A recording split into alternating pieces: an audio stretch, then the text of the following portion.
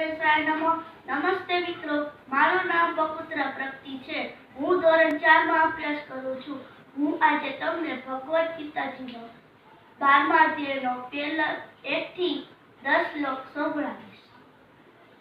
अर्जुन उवाच एवं सतत युक्ताये भक्तास्त्वं पर्युपासते ये चाप्यक्षरं व्यक्तं तेषां के योगवित्तमः।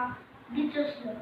श्री भगवान उवाच मय्यावेश्य मनो ये मां नित्ययुक्ता उपासते श्रद्धया परमेतास्ते मे युक्ता तमामता।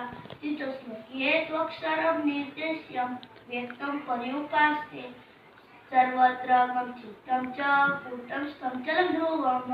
चौथो श्लोक। सन्नियम्य इन्द्रियो ग्रामं सर्वत्र सम्भूतय ते प्राप्नुवन्ति मामेव सर्वभूतहिते रतः। पाठो श्लोक। क्लेश अधिकतर तेषाम् अव्यक्ततास्त चेतसाम् अव्यक्तता यदति दुःखं देहवृत्तिरवाप्यते। छठो श्लोक। यत्तु सर्वाणि कर्माणि मयि सन्न्यस्य मत्परः अनन्येन योगेन मां ध्यायन्त उपासते। सातमो श्लोक। तेषाम् अहं समृद्धिता मृत्यु संसार सागरा भवामि न चिरात्। पाठ मयि आवे चित्तचेतसाम्। आठमो श्लोक। मयि एव मनः आतत्स मयि बुद्धिमः निवसिष्यसि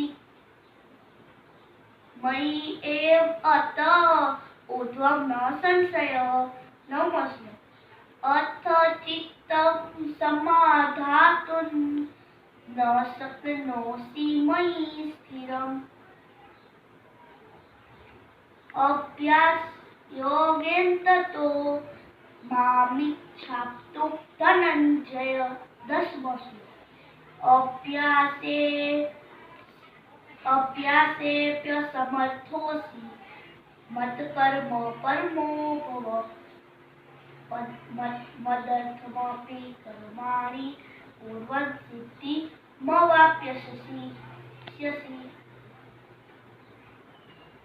जय मुरलीधर, जय द्वारका।